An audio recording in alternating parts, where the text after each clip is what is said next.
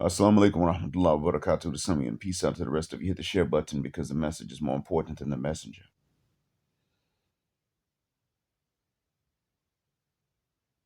You gentlemen have done something that goes far in the way of male chastity.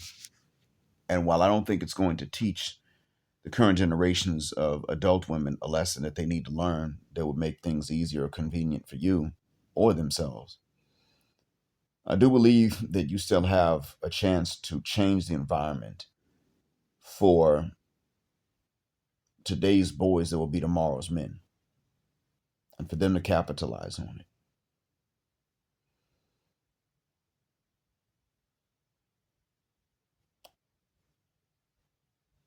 This thing that you were able to do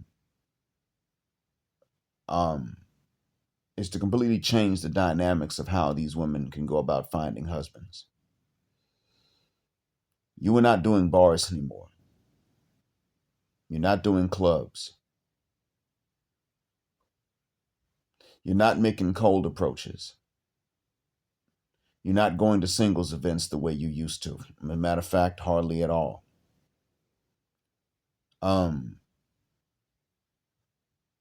You're pretty much saying you will not pursue what it takes to find these women. And that's smart and it's fair because they would not do this in your case. They would not make a 2% effort trying to find a way to get at you. Their whole goal is to make sure that you are undervalued, and they succeed in this. They undervalue you. They've been undervaluing you. They've assigned to you a negative value. And even then, they refuse to recognize any positive value in you until they get old. And at that point, the value they assign to you is still not personal, but strictly utilitarian. It's only about the stuff you fix, stuff you can afford, and the work you do.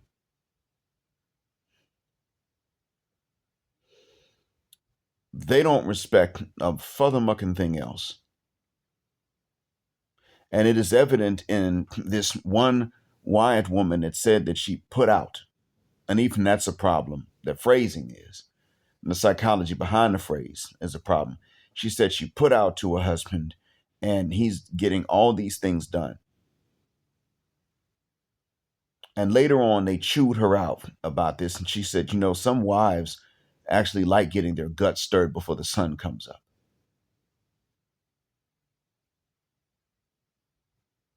And this does get to me. This does bother me that women attacked her. I can't believe you have to do this. Um, yeah, you signed a marriage contract. You don't want him screwing someone else. You have to do it. If you want to, or if you don't, unless, of course, he doesn't have to go to work unless he wants to. He doesn't have to provide or protect or problem solve unless he wants to. Now, if we're going to put all this stuff based on what you want, then his job is dependent upon him wanting to do it. If he doesn't want to, he's no longer responsible, as you are no longer responsible. It's either both ways or no way. It's a two-way street. If the traffic flows one way, it's going to flow another. If the traffic is heavy going west in the morning, it better be heavy going east in the evening with the opposite rush hour. We're not here to do these things one-sided. If it's a one-way street, then there has to be another one-way street going the opposite direction and not too far away. These chicks that you have to live with in the West know what they're doing. They understand that. They just don't like the two-way street. They don't like what is just and fair, and they frame whatever's just and fair as if it's an oppression. Because fairness and equality to them becomes oppression if they think you're already inferior. And I take issue with that.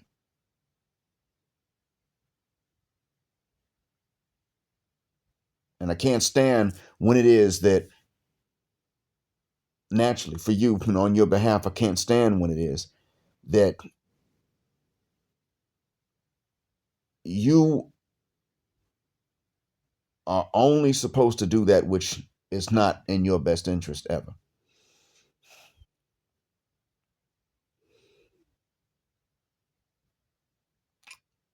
Therefore, you guys are doing the right thing by not making approaches, you're not pursuing. They're just stuck by themselves. And you're pretty much introducing them to the wall prematurely in their 20s before they even hit their 30s. You're pretty much saying to them, okay, you had Me Too, and every man you don't like is a harasser. And all attention from men that you don't like is harassment. And so, therefore, welcome to this wall early on. Normally, when they hit the wall, men become blind to them and they become invisible to men. What you're saying is before you reach the age at which we're blind to you and you're invisible to us, here's an early introduction to the wall so that the effects are the same, even though we're not blind to you and you're not invisible to us. You demanded the same effects as if you already are years ahead of time. So you can't delay the wall, but you can bring it about early.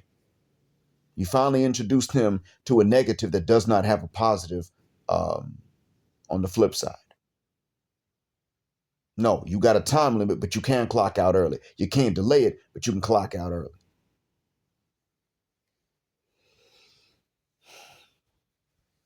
This is good. These ladies are so busy talking about how God's going to bring them the right man when the time comes that they refuse to make any effort trying to get your attention or compete for you. And then when they get older, God ain't bringing that man. The only man God's going to bring them is a man they don't want. And partially that's because at that age, they pretty much don't want a man that would have them.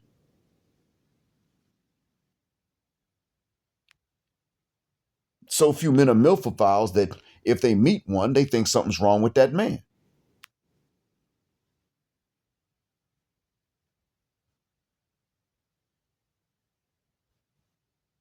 You should have can tell one of these women that actually age, not bad health, but age is a plus in your book. You're just one of those guys. They're looking at you like, oh, you an oddball. I mean, I don't even have to share you with another woman. Dang, what's wrong with you? So I know that this is the case. And you guys are now sitting up and pretty much saying you're making things as hopeless for them as they wanted to make them for you. So what can you do to capitalize upon this? The women that are now adults probably cannot learn the lesson they need to learn, but the ones that are still girls today and tomorrow's women might be able to learn from this, just as today's boys, tomorrow's men can if you school them. From now on, even if you are not Muslim, you can utilize what I'm going to teach you, which is our system in place. Because for us as Muslim, marriage requires permission of a male relative on her side, along with her agreement and the man's acceptance.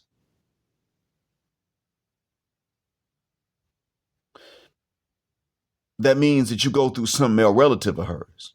He's allowed to vet you. He's not supposed to vet you materialistically, as far as I know, unless he knows that she has that weakness for materialism. And she, ideally speaking, he should find out from her how important that is.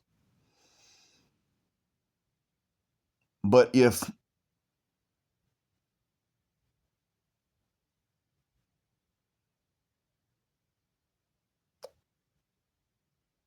she's stuck on materialism right now and she's never going to take a dip in living standards, never, then it is the job of her or her male relatives to explain to the man in question, listen, it ain't even your fault. She can't marry you. She can't deal with God's decree if it includes any temporary poverty or a drop in the living standards. She can't do it. Don't even go blaming that man, but like, well, you didn't get your finances in order. No, how is he supposed to when he's young?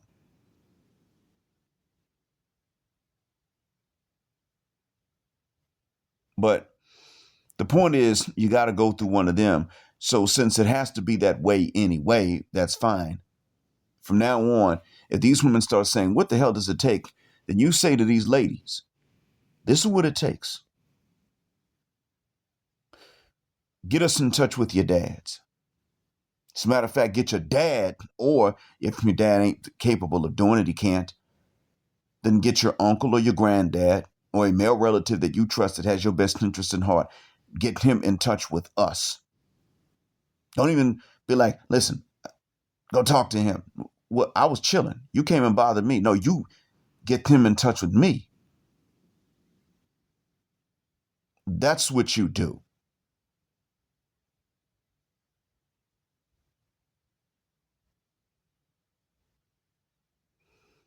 And some of these ladies are going to say, well, why? And that's when you have to say to them, well, obviously we weren't coming to you. It's not right. It's not okay according to you, according to your book. Even if you individually don't mind a man shooting a shot, and he's not your type, you just politely decline. Most women aren't that way. We don't know who they are. There's too much social incentive for you to nuclearly shoot a man down and then publicize it as much as possible.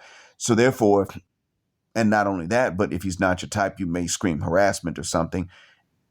You find a man you don't like creepy for shooting a shot to find out if you like him or not. Therefore, it's best for men to shuck up, not say nothing. Don't approach. Don't go to where you are. If you go somewhere looking for us, the best thing for us to do is sit the F back and not go there anymore. If we got a bar we like, the best thing for us to do is to not show up when you do. Because you ain't going to like most of us. And if some of us see that you're there and you don't like us looking in your direction, you're going to go to the security and say, he's creepy, get rid of him. And if they say to you, he's been coming here 20 years and ain't never bothered nobody, you just got here and you want us to throw him out, then you're going to go on TikTok and you're going to put the name of the bar and tell what city you're in and the street and everything. And you're going to say, they let men harass women here.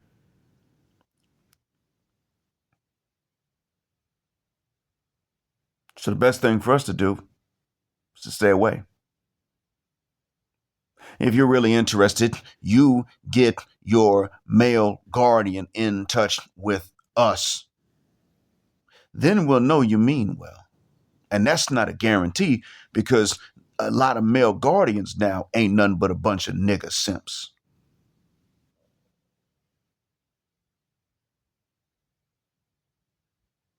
The difference is this, though. See, here's how you know that he's probably not one. If she has to get him in touch with you, chances are he's not no simp because he understands your value, or at least the potential for you to have it.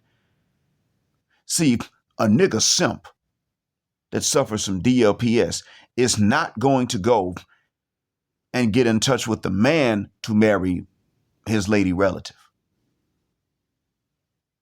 He gonna be old fashioned, which can be fine sometimes, but in his old fashionedness, he gonna say you have a value. He doesn't have any. He needs to come see you. But if he doesn't have any, how's he gonna meet the man's approval?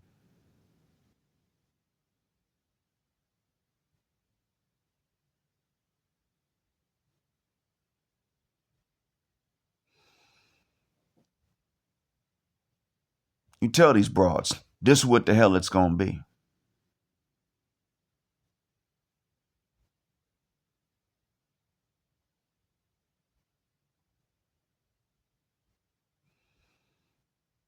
You're in a position now to say that because they're getting on the cameras and posting videos asking, where are the men?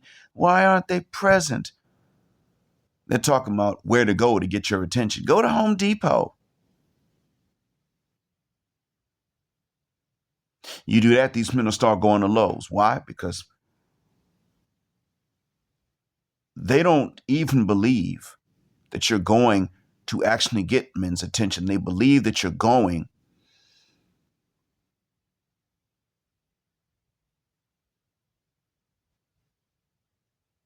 they believe that you're going well, they don't believe that you're going to get the men, but you're going just to get their attention, and that you still are interested in a public video recorded nuclear rejection that makes you look like you're super desirable and he looks creepy.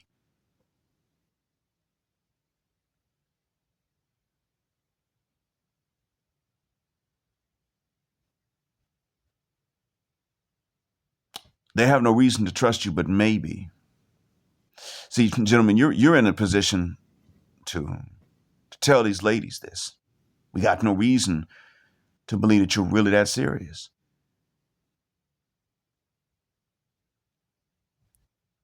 You see, if there are women in Saudi Arabia who make their money, who make their living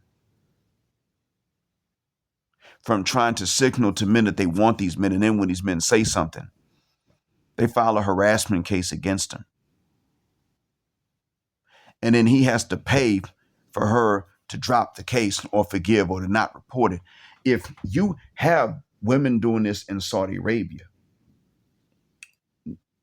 don't you think that there are going to be women in the States that are going to pick up on that and use that? Women in the States want some strict laws against harassment. I would like to have some serious penalties for harassment. But that's actual harassment. They want this in place so that they can turn around and try to trap and then extort you. That's what they want. Because what are these ladies looking for? Well, one of the things they're looking for is to satisfy their materialism and their desire for a certain lifestyle without doing any work themselves. They're looking for that. They keep looking. You think about it. They will go so hard. They will work hard to set up a system or a scenario for them to get the money without working. They will do that. But you present to them some actual work and they won't do it.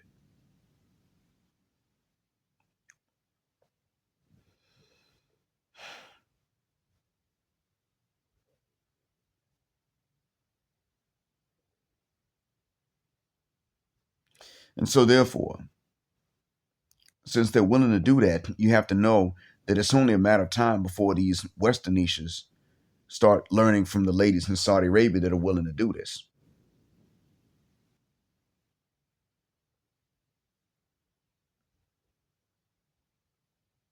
And so the best thing for you to do is to get ahead of that. And since in our situation, in our system, even her approval to marry someone has to come along with the bail guardian's approval of that man, because otherwise we've already seen they're just going to pick the worst knuckle dragging nigga they can find. Then what you have to do is tell them, well, look, I do these things the right way. I'll meet with you and your male guardian, your dad or your uncle or your granddad or your brother. I'll meet with you and them. They have the right to vet me, see what kind of man I am. You have the right to a preference of a particular lifestyle. You just have to take what comes with it. You can sit up and say, look, I want this lifestyle and I don't want to make any sacrifices for it. Okay. You're going to make there'll be some sort of sacrifice, there'll be some sort of price, but you want this lifestyle and you don't want to have to take a dip in lifestyle before you get it. Okay, then since I'm already there, I can turn around and put what I want on the table. All right. You want this lifestyle. You don't want to take a dip in it. Fine. I'm going to have another wife. And since in the States, any sexual conditions on the marriage are not enforceable, but financial considerations are, we don't marry in front of the state. We can marry in front of a spiritual tradition according to what you and I believe, but we're not marrying in front of the state. They can't enforce my rights, and they will enforce yours. If I cheat, I lose half. If you cheat, I lose half. So we're not doing this in front of the state. You have to accept that the state is unfair. I'm not, but the state is. Or just because they're organized and got courthouses and rules and things doesn't mean that they're fair. We ain't doing that.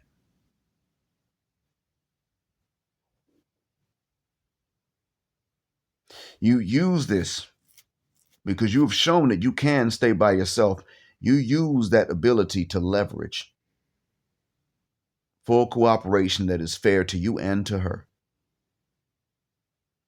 And you can start by saying to them that they get that male guardian in touch with you, and don't let them hand you his number. Be like, look, if you expect me to give him a buzz, tell you what, you know what, never mind. I'm going to save his number. But give him mine. I'll wait for his call. So that at the very least, I know it's okay. Because if he gives me a call, that means you're not already married or engaged. That's how I'll know. There are many ways when you sit down and think about it, many ways you can flip it. Well, if I was married or engaged, I wouldn't be doing this. This is so embarrassing. I can't believe you asked me to do it. No. You're allowed to have standards and considerations. We can talk about that. I am too.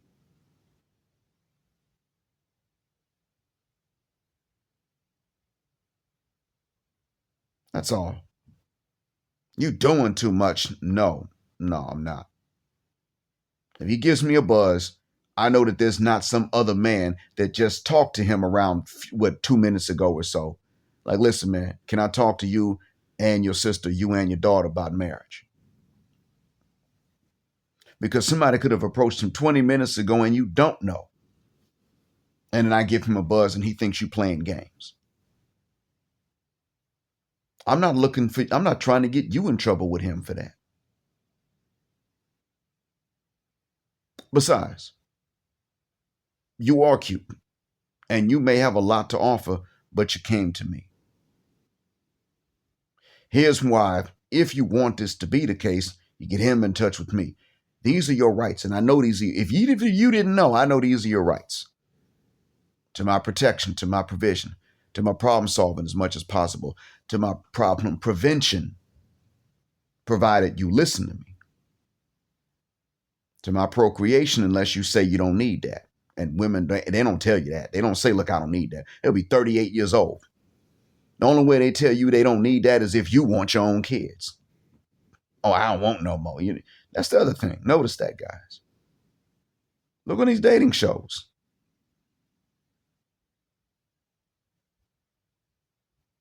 So anyway, you tell them these are the rights I know that you have. And I plan on giving you these rights if we're going to tie the knot. But understand that since I'm going to do these things, this becomes a bill for me. What you're saying is come to you, approach you, seek out your male relatives' approval as if I don't have any value already. Do all this so that I can turn around and have a bill.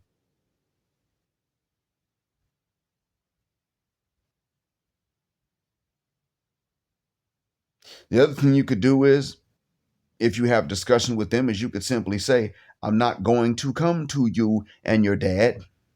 If I'm going to do that, I'm going to go for someone that is traditional in a traditional environment. Because at the very least, I know that in exchange for what I got to do, I got certain rights coming to me in return. I got to do this. She must do that. Both of them are enforceable. At least socially, if not in court. Both of them are enforceable. We're not playing these games. Why do you want me to go and reach out to your dad when I could simply, since I have enough already, I'm not doing badly, I could simply go to Laos, what they call Laos, or Thailand.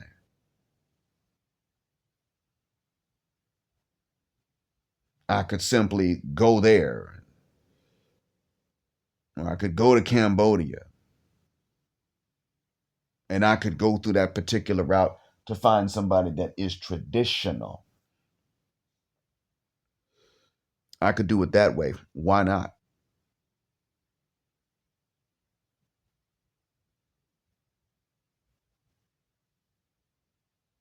You want me to sit here and go through? No, but the point is that you cannot even let them. You state that it's got to go through them and a male relative, and you ain't got to reach out to that male relative. Yeah, I'd like to meet him. I'm a nice guy. But I don't even know if you have permission to be doing this. Only way I'll know is that he gives me a buzz and that he gives me the buzz. Then I know that you got permission to be looking. After these men begin to realize that just like they're not making approaches, ain't nobody going to be approaching their daughters or their sisters or their nieces or their aunts. When these guys can get to realizing this, then they're going to start sitting up and saying, okay, look, if you're really a good daughter or a good sister or a good niece or you're really a good lady relative of mine, I will go and look for somebody that's quality for you. And then brothers are going to start going to each other and saying, listen, I got a relative or a daughter or such and such that's cute and knows how to behave.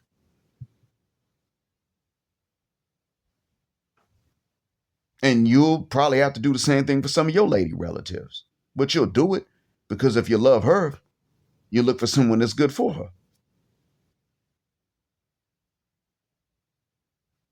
And that may not really work that way with us in our generation, but at the very least, we could get that ball rolling so that today's little boys that are going to be tomorrow's men and today's little girls that are going to be tomorrow's women will have this dichotomy. I mean, what did I say? They'll have this paradigm. That's important and probably necessary.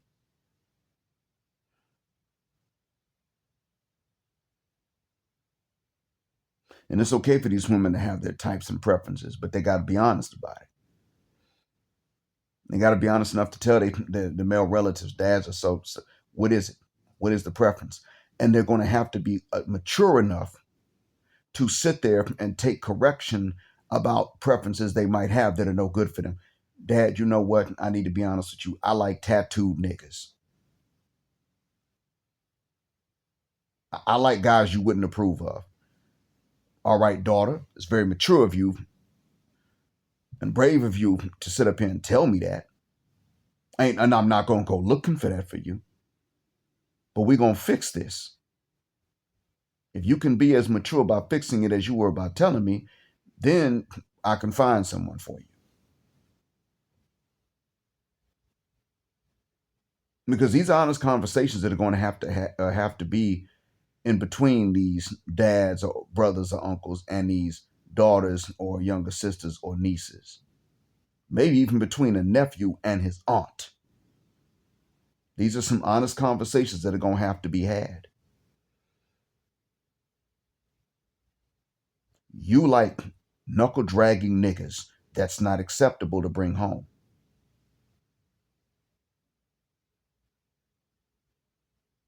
We're going to work on why the hell you like that. Now, men can't negotiate your attraction, but either you fix your attraction or I simply will never go looking for anybody for you and will not approve of someone that comes looking for you. Because while these sisters love to sit up here and talk about what kind of men don't deserve love and should be by themselves all the time and should never have nobody, while they love to sit up and talk that junk and that mess, the real truth is that hybristomaniac women don't deserve love. They need to be by themselves. Women that can only like a thug. No, that's not an option they should have. They deserve to be by themselves. They need to stay by themselves. Something wrong with them. They ain't normal. And don't need to be sitting there trying to act like they normal and like you just need to be more thugged out, get some tats, do a little time,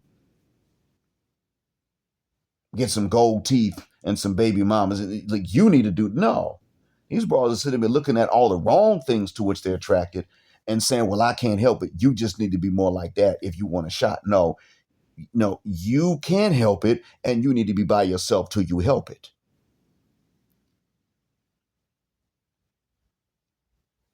And some people will say, well, if a woman grew up in the hood, you can't really blame her. She needs a man that can help her survive that environment.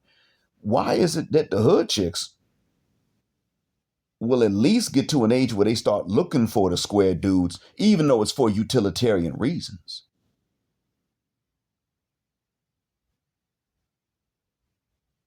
But the chicks that come from two-parent households like Nunu on ATL will spend into their old age chasing knuckle-dragging niggas. Stereotypes. The urban version of the Tarzan chaser. What's the reason they would do that?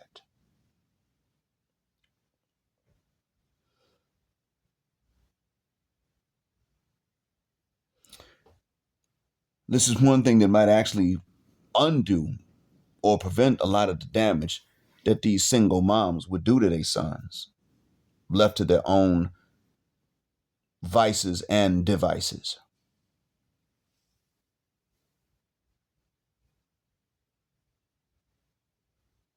I hope that this helps. Thank you for listening. As always, black heart, black mind, black out, assalamu alaikum, and black heterosexual non-select male power, because they don't like it in the black patriarchy until extinction or judgment day. Thank you for flying with us here again on Jet Black Airways, where the phrase jet black is also a verb.